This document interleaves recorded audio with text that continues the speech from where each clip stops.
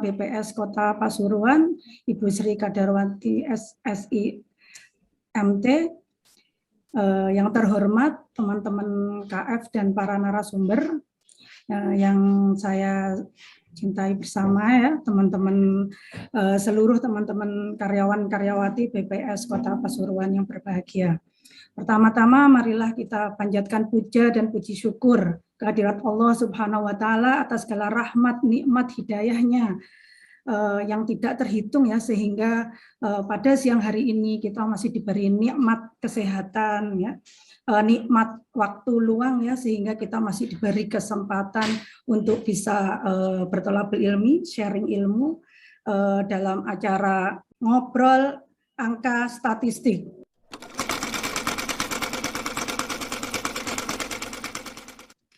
Baiklah, sebagai pembukaan supaya acara ini berjalan lancar, marilah kita membaca basmalah bersama-sama. Bismillahirrahmanirrahim. Terima kasih. Untuk mengawali acaranya ya, setelah dibuka tadi, marilah kita simak bersama sambutan dan arahan dari Kepala BPS Kota Pasuruan kepada yang terhormat Ibu Sri Kadarwati, dipersilahkan. Baik, terima kasih Mbak Himah. Sudah mirip kayak penyiar FM 3575 ya. Assalamualaikum warahmatullahi wabarakatuh. Waalaikumsalam warahmatullahi wabarakatuh. Semangat pagi, salam sejahtera buat kita semua. Karena labelnya ngobrol ya, tentunya kita agak santai saja ya Pak Didi ya, sambil ngopi-ngopi juga nggak apa-apa kok ya, menyimak sersan lah, serius tapi santai, nggak usah tegang ya. Jadi istilah ngobras ini saya memang sudah berencana agak lama ya, sempat juga ngobrol sama Mas Irawan, tolong buatkan semacam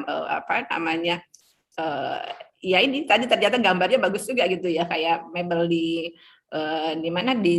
mebel di Kota Pasuruan yang terbaik gitu ya. Kemudian saya juga berencana bahwa sebenarnya obras ini sudah saya sampaikan juga ke Kepala Bidang Litbang ya, Litbang Bapeda Kota Pasuruan, karena angan-angan saya ngobras ini juga harus keluar gitu kan ya, juga kita harus mengajak orang-orang di luar gitu ya.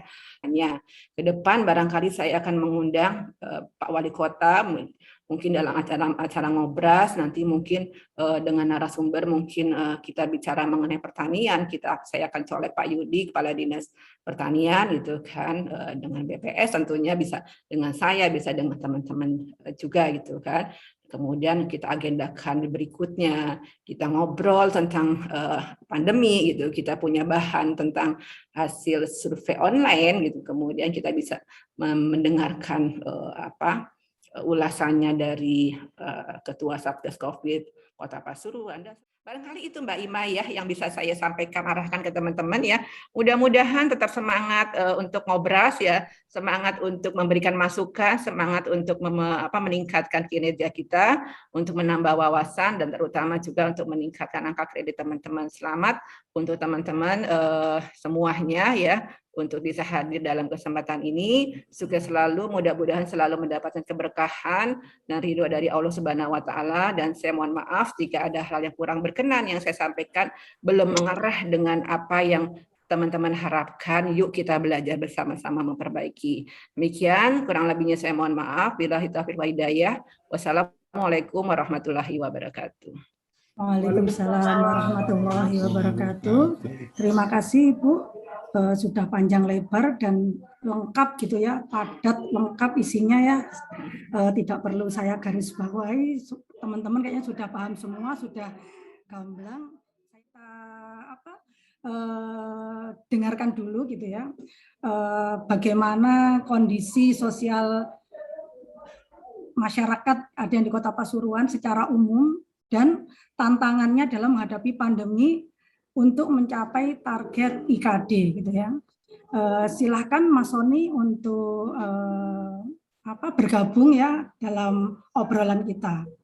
Waktu dipersilahkan. Terima kasih atas kesempatannya dari moderator, Bu Ima, juga terima kasih atas kesempatan dari Ibu Kepala BPS, Bu Sri Kadarwati. Ya, sebenarnya redek juga ya. Jadi yang pertama ibaratnya kalau dalam kepemimpinan itu biasanya 100 hari pertama itu jadi patokan. Kalau dalam olahraga itu biasanya debut pertama seorang atlet itu biasanya jadi ukuran gimana nanti karirnya ke depan. Nah ini mudah-mudahan pukulan pertamanya ini ya bisa membantu untuk yang lain jauh lebih, yang pasti jauh lebih baik lah insya Allah. Ya, kalau kita ngobrol tentang statistik ya, apalagi statistik Kota Pasuruan ini sebenarnya kita ngobrolin angka-angka yang sebenarnya sudah boleh dibilang enak dilihat. Kenapa? Saya tertarik sama dua hal di sini. Kalau soal angka statistik sosial ya. Yang pertama itu biarpun ya tadi ya angkanya bagus-bagus. Kita rata-rata di atas provinsi Jatim. Tapi kalau ngelihat tren angkanya dari 2019 ke 2020 itu ada dua indikator minimal yang kalau saya cermati itu mengkhawatirkan. Mengkhawatirkan kenapa? Karena kalau saya ngelihat itu trennya justru naik dan kenaikannya itu mengindikasikan sebuah tren penurunan sebenarnya, progres yang turun. Nah, salah satunya apa? Mungkin coba saya tunjukin sedikit ya. Tunjukin dikit gimana sih progres yang naik dan turun itu ya. Nah, tadi saya bilang ada dua hal ya. Yang pertama kalau kita ngelihat pengangguran di Kota Pasuruan itu ternyata 2019 ke 2020 itu dia naik tingkat penganggurannya TPT. Nah, padahal kita tahu pengangguran ini salah satu yang akan rentan ketika terjadi kondisi seperti ini, pandemi seperti ini. Banyak usaha-usaha yang terancam kolaps, banyak pekerja-pekerja yang terancam PHK. Nah, kalau kita lihat di sini, ini ya, di sini angka pengangguran kita naik dari 5,06 jadi 6,03. Ternyata daya beli, apalagi kalau kita boleh bicara, pengeluaran per kapita per tahun ini kan diukurnya dari Maret ya, Maret 2020, Susnas Maret 2020. Yang artinya itu mungkin belum terlalu banyak dampak pandemi di situ. Ini saja daya beli masyarakat itu sudah turun dengan tingkat kemiskinan yang naik. Jadi nggak heran kalau kita bilang kemiskinan di 2020 ternyata angka kemiskinannya naik 6, dari 2019 cuma 6,46% jadi 6,66%. Nah, kenapa ya? Karena tadi ternyata garis kemiskinan kita naik, tapi kemampuan daya beli masyarakat itu turun. Nah, ini lebih bahaya lagi. Kenapa? Karena setelah 2020 ini kan justru mulai Maret 2020 itu ada pandemi. Dan pandemi itu ternyata pengaruhnya di sini. Bahkan kalau kita ngelihat ya sekilas hasil survei COVID itu ternyata 14% usaha berhenti beroperasi. 5% berhenti sementara dan 62% usaha itu mengalami penurunan omset. Nah, ini lah bahaya toh. Di sisi lain pengeluaran kemampuan daya beli masyarakat sebelum pandemi saja sudah turun. Sementara garis kemiskinan ini artinya kebutuhan pokok yang dipenuhi masyarakat Kota Pasuruan tuh standarnya itu ya segini. Ternyata naik, tapi di sisi lain ada dampak pandemi. 14% usaha berhenti beroperasi, 5% berhenti sementara, dan 62% ini mengalami penurunan omset. Akhirnya yang membuat angka kemiskinan itu juga ikut naik sebesar 0,2%. Selanjutnya, marilah kita simak bersama paparan tentang potret ekonomi Kota Pasuruan. Silahkan Mbak Dewi Mayasari, saya persilahkan waktunya, monggo. Terima kasih Bu Ima atas waktunya. Saya sapa dulu. Assalamualaikum warahmatullahi wabarakatuh. Waalaikumsalam warahmatullahi wabarakatuh. Mohon izin Ibu Pimpinan, Ibu Sri Kadarwati, SSIMT, Terima kasih atas waktu yang diberikan teman-teman semua. Pada kesempatan ngobras kali ini, saya diamanai untuk memaparkan atau memberikan gambaran gitu ya mengenai profil perekonomian Kota Pasuruan. Saya mohon izin untuk share screen ya, teman-teman.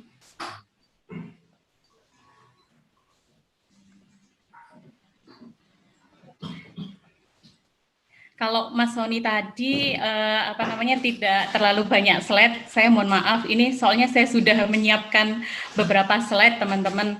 Soalnya saya sering lupa kalau misalkan bicara tanpa ini ya, tanpa ada slide. Mungkin ada slide ini jadi membantu saya untuk mengingatkan poin-poin yang akan saya sampaikan.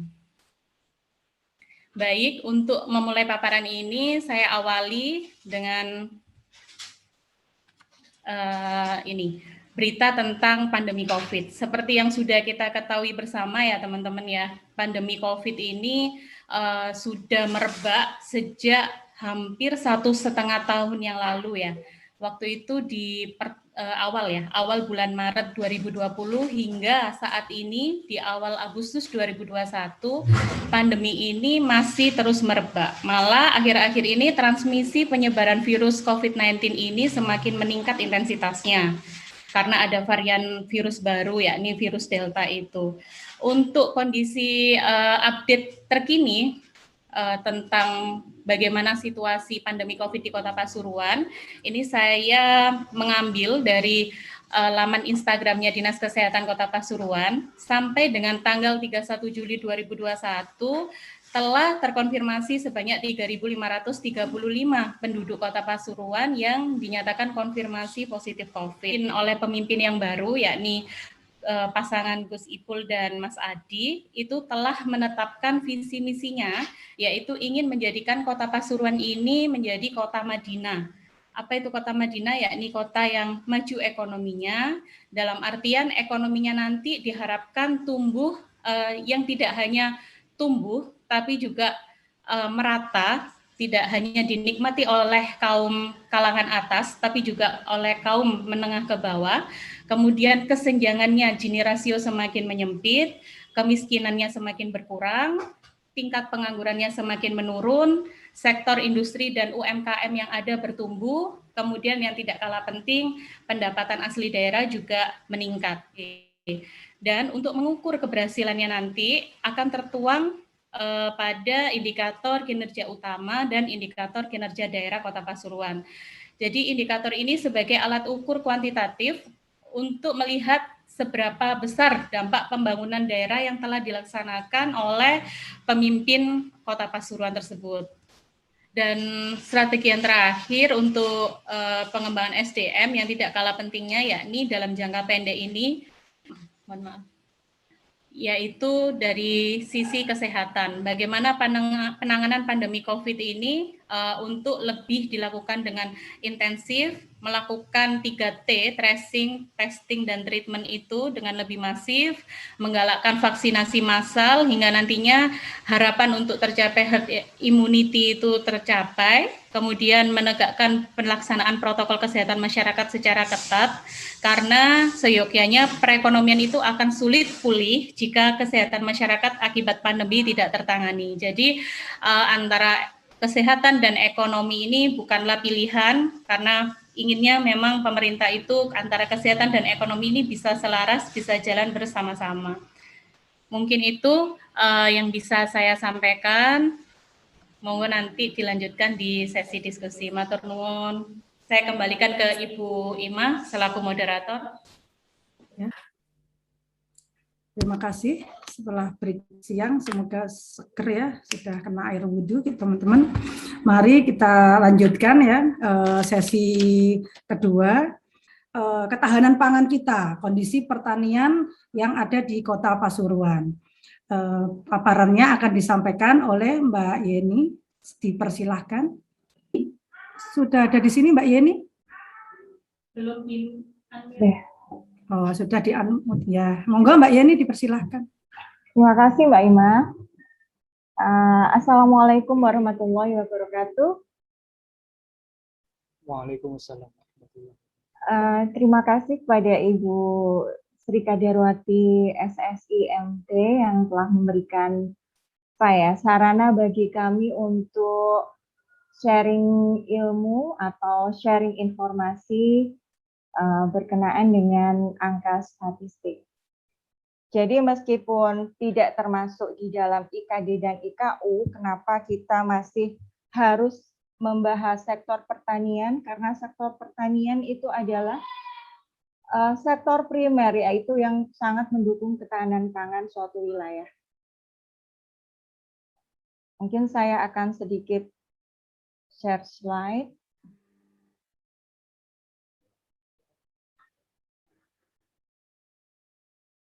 Ini slide yang mengawali pembahasan tentang pertanian. Khususnya di kota pertanian, sektor pertanian itu tidak memberikan sokongan yang besar sih, memang bagi perekonomian Kota Pasuruan, karena share-nya itu tidak lebih dari 2,5%. Jadi yang paling besar kan memang perdagangan dan jasa, diikuti sektor industri. Namun ternyata di saat pandemi, tidak hanya di Kota Pasuruan, di Jawa Timur, bahkan di Indonesia, sektor pertanian itu mampu bertahan di laju yang positif dibandingkan sektor-sektor lainnya. Untuk pertanian sendiri, yang paling dominan yaitu tanaman pangan. Adapun tanaman pangannya yang masuk di dalam data survei pertanian hanya padi. Karena untuk palawijanya, untuk masing-masing bidang di bidang-bidang sawah itu tidak sampai 1 hektar.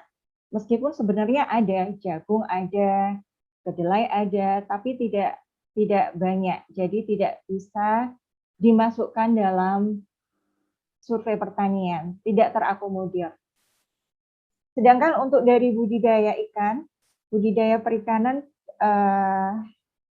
tidak banyak berfluktuatif, cuma ada peningkatan tahun 2021 triwulan 2 dibandingkan triwulan sebelumnya, meskipun nggak banyak. Yang bisa kami sampaikan dari tim pertanian dan perikanan. Terima kasih, saya kembalikan kepada moderator. Assalamualaikum warahmatullahi wabarakatuh. Waalaikumsalam warahmatullahi wabarakatuh. Alhamdulillah, tambah siang kita bertambah lagi ya ilmunya gitu ya. Yang awalnya kita menganggap kita wilayah perkotaan, apa kita punya potensi pertanian. Setelah mendengarkan paparan yang disampaikan oleh Mbak Yeni tadi, kita jadi tahu kan, oh ternyata meskipun kita kategorinya perkotaan, tapi ternyata kita masih mempunyai potensi-potensi pertanian yang bisa dioptimalkan lagi gitu ya. Itu marilah kita lihat sisi potensi-potensi pariwisata yang dimiliki oleh Kota Pasuruan. Silahkan Mas Lail untuk menyampaikan paparannya. Waktu dipersilahkan. Terima kasih Ibu Ima. Assalamualaikum warahmatullahi wabarakatuh. Waalaikumsalam warahmatullahi wabarakatuh. Mohon izin Ibu Rati selaku pimpinan, mohon izin teman-teman KF, teman-teman fungsional, luar biasa tadi ya pemaparan dari rekan-rekan.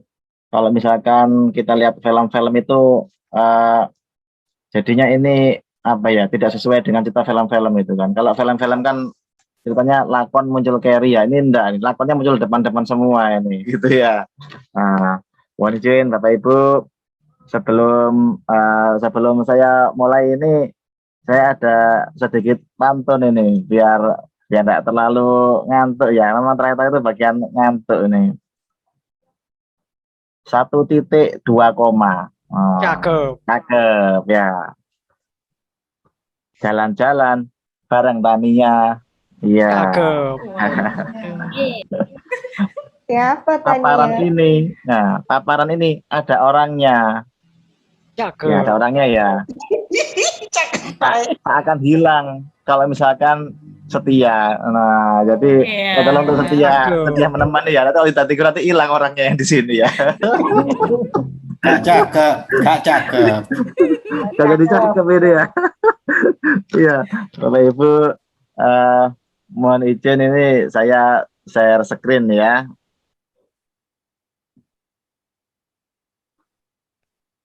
Ini saya memaparkan dari ini hasil karya teman-teman, hasil karya kita semua dari tim pariwisata itu terkait tentang pariwisata eksekutif summary pariwisata Kota Pasuruan.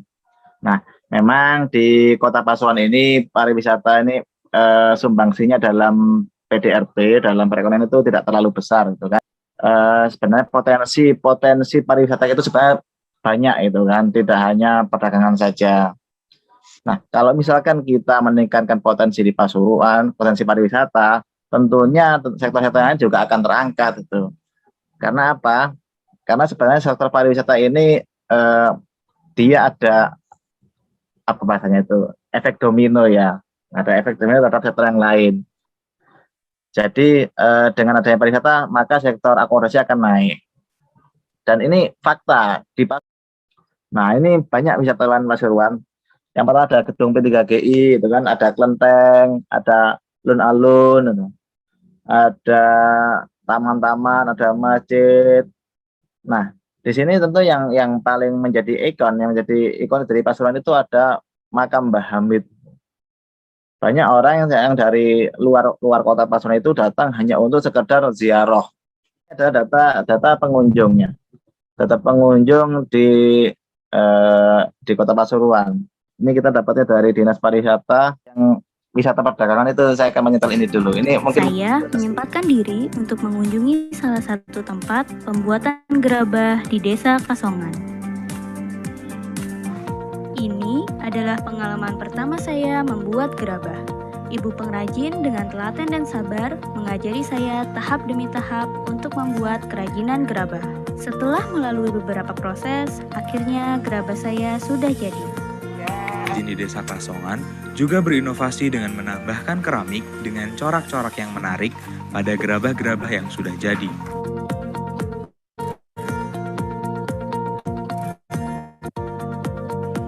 Gerabah dari Desa Kasongan sudah berhasil menembus pasar internasional.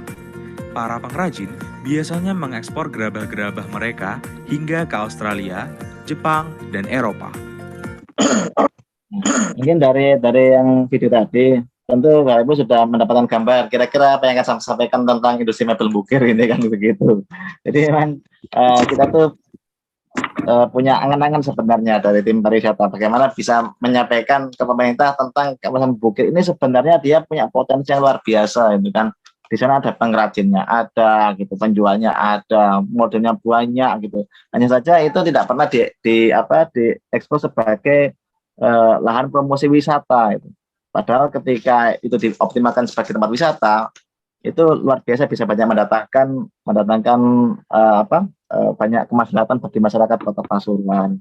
Jadi itu ada beberapa catatan yang mungkin yang bisa kita usulkan mungkin ya jadi pengalaman kita. Yang pertama bisa dilakukan adalah membuat Pokdarwis itu, kelompok masyarakat sadar wisata. Jadi ada orang yang mengurusi itu. Dan adanya orang yang mengurusi mulai dari alur orang tur itu kan, orang mau tur mau lihat mebel kemana dulu, misalkan ke toko mebel ini gitu kan, ada gate-nya itu kan, termasuk juga ada orang yang menata parkir. Nah itu seandainya ada Pokdarwis, kelompok yang promosikan menatanya, itu tentu kita masih bisa menjual itu. Yang kedua selain Pokdarwis adalah melalui program dari dari dinas terkait. Nah kira-kira itu mana? Tentu Dinas Perindustrian itu kan memfasilitasi tentang fasilitas yang ada di sana, bisa memberi masukan ke pemerintah terkait wisata kita mau diapain sih gitu kan. Jangan sampai wisata kita potensinya sebenarnya itu banyak sekali, namun ya itu tadi kita belum bisa mengolah dengan baik. Ya Pak Ibu, mungkin itu dari kami. Maaf, terima kasih. Assalamualaikum warahmatullahi wabarakatuh. Waalaikumsalam. Waalaikumsalam warahmatullahi wabarakatuh. Benar-benar luar biasa kan, tidak salah memang kita memilih teman-teman ini tadi ya. Kita kasih aplaus dulu untuk Mas Lail. Selanjutnya Pertanyaannya Mbak Rohmi silahkan. Oh, enggak. Ya, makasih Bu Ima atas kesempatannya. Ini saya kagum sekali dengan pemateri-pemateri handal ya.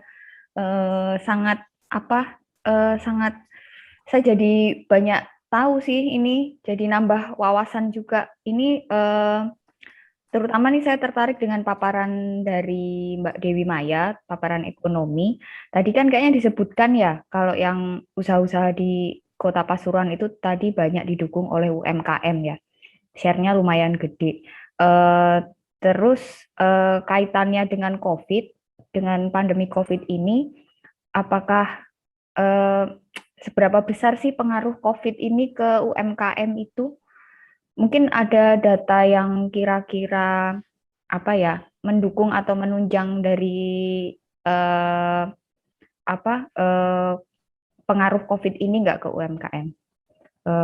Gitu aja sih, Ibu Moderator. Ya, terima kasih. Nanti mungkin dijawabnya nanti dulu ya, supaya pertanyaannya ini dulu aja sambil nanti kita bisa kasih waktunya gitu ya. Selanjutnya Pak Didik, untuk pertanyaannya Pak Didik silahkan. Loh, Pak Didik, kok malah pergi? Ngambul Pak Didik ya, makan siang. Pak Didiknya makan siang. Oh ya, enggak apa-apa, sudah nanti menyusul. Selanjutnya Ibu aja dulu. Bu Wati, monggo Bu Wati. Pak Didi masih ngambil kotakan dulu ya. Nah, yang tadi angkat tangan terus ngambul, Bu. Ibu yang bertanya. Terima kasih Bu Ima, teman-teman sekalian, luar biasa nih daging semua. Sebenarnya tadi saya sempat kenyang daging semua, 4 kali 4 sudah 1 kilo gitu ya. Tapi kemudian karena ternyata lama juga jamnya ya, 3 jam, jadi lapar lagi deh. Oke, yang di paparannya Mas Sony ya. Mungkin saya kurang pas ya kalau membandingkan Kota Pasuruan dengan Kabupaten Pasuruan ya, bukan apple to apple ya, karena kan apalagi bicara kemiskinan, bicara daya beli, bicara sebaran pengeluaran ya, terlalu luas gitu kan wilayahnya gitu kan. Harusnya kalau mau dibandingkan barangkali dengan sesama kota yang kota-kota yang tipis-tipis lah ya, Kota Probolinggo barangkali ya. Ya Pasuruan dekatnya dengan Kota Probolinggo memang secara kewilayahan, inflasinya pun juga memang kita mirip dengan fenomena yang ada di sana, bahkan barangkali susunasnya juga seperti itu ya. Itu yang pertama. Yang kedua, kalau Mas Sony menyampaikan bahwa kenapa ya kok daya belinya itu rendah, tetapi garis kemiskinan kita kok tinggi gitu ya. Mungkin juga bisa dieksplor ya, distribusi pengeluaran menurut kelompok stratanya penduduk ya. Kan ada yang strata penduduk kok dibagi menjadi 40% atau 20% tinggi gitu kan, kemudian 40% menengah, 40% ke bawah ya. Dari situ barangkali akan kelihatan kenapa daya beli atau garis kemiskinan Kota Pasuruan jadi tinggi, mungkin karena ke bawah tadi ya. 20% berpendapatan tinggi itu kelihatannya 20%, tapi ternyata barangkali itu menjadi dominan untuk Kota Pasuruan. Mungkin ya itu alasannya ya, sehingga untuk memperkuat saja. Kemudian yang terkait dengan Mbak Dewi Maya, ini juga paparannya juga bagus tadi,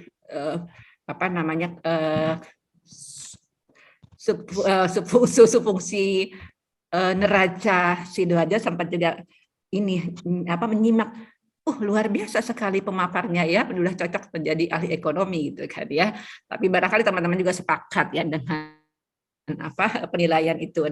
Ada satu hal barangkali Mbak Dewi Maya, mudah-mudahan saya tidak lupa gitu ya.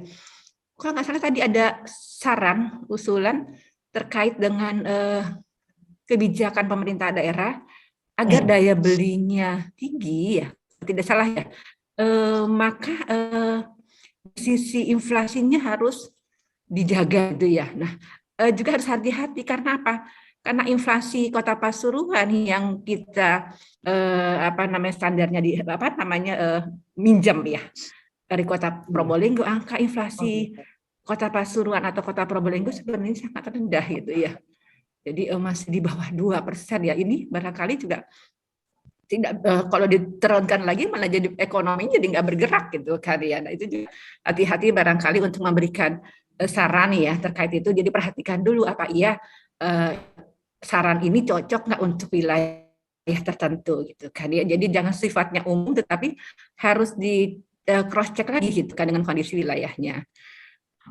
Kemudian Mbak Jenny ya terkait dengan pertanian. Pertanian tadi mungkin saya melihatnya di produksi padi itu atau akhirnya berkaitan dengan produksi beras gitu kan, itu kan kita masih rendah ya, artinya dibandingkan dengan konsumsi kita gitu kan. Nah, ada saran kalau tidak salah yang disampaikan Mbak ini mengurangi alih lahan kalau tidak salah ya dari pertanian menjadi non pertanian. Coba ditambahkan informasi di sana sebenarnya sudah berapa persen atau bagaimana kondisi pengalihan lahan itu di Kota Pasuruan gitu kan ya. Per tahunnya mungkin rata-rata per tahunnya atau sampai dengan tahun 2020 seperti apa ya. Ternyata makin tahun kok makin besar. Nah, ini barangkali cocok untuk diberikan solusi saran seperti itu ya. Saran saya ke depan sering melakukan ini, tapi jangan banyak-banyak yang isi, barangkali cuma dua masalah, karena sebenarnya satu masalah itu kita bisa ada yang pro, ada yang kontra, pasti itu, dan itu yang bikin seru nantinya. Saya ada sebenarnya masalah paparan Pak Sony dengan Bu Maya tadi, masalah pengangguran, terus juga masalah UMR. Hati-hati kita BPS bukan hanya menyediakan data, tapi kita dituntut juga kenapa begini dan solusinya bagaimana. Apabila ekonomi sosial yaitu untuk mengangkat penduduk dari kemiskinan atau mengurangi angka kemiskinan. Karena kemiskinan itu juga sumbernya mungkin dari sisi ekonomi, karena kekuatan penduduk miskin itu kan karena tidak mempunyai daya beli, dan juga mungkin dengan pemulihan ekonomi juga akan menurunkan tingkat pengangguran. Sudah cukup obrolan dari kita pada siang hari ini sampai dengan siang hari ini. Cukup barangkali Mbak Ima, terima kasih teman-teman supportnya luar biasa ya, kontribusinya ya. Jadi saya rasa sudah cukup ya, memang perdana gitu kan, saking asiknya gitu kan, ternyata 4 jam juga ya. Ya kita evaluasi bersama apa yang harus kita lakukan untuk obrolan-obrolan berikutnya yang cukup barangkali satu topik saja dengan satu narasumber, syukur bisa dari luar. Wawancaranya kayaknya masih asik kalau dengan Mbak Ima ini kayaknya, nanti tinggal ditambahkan lagi barangkali asloknya atau barangkali bagaimana IT-nya untuk merekam kalau kita meminta mengundang narasumber dari luar. Barangkali itu yang bisa saya sampaikan sebagai penutup ya. Sekali lagi terima kasih teman-teman untuk produktivitas hari ini ya, sangat produktif ya, dan minta tolong barangkali agak diperbaiki lagi yang barangkali tadi masih ada yang kurang ya, untuk kita sempurnakan sebagai bahan masukan kita ke pemerintah daerah saat kita nanti diundang untuk menyampaikan profil Kota Pasuruan. Terima kasih, mohon maaf lahir batin, salam sehat selalu.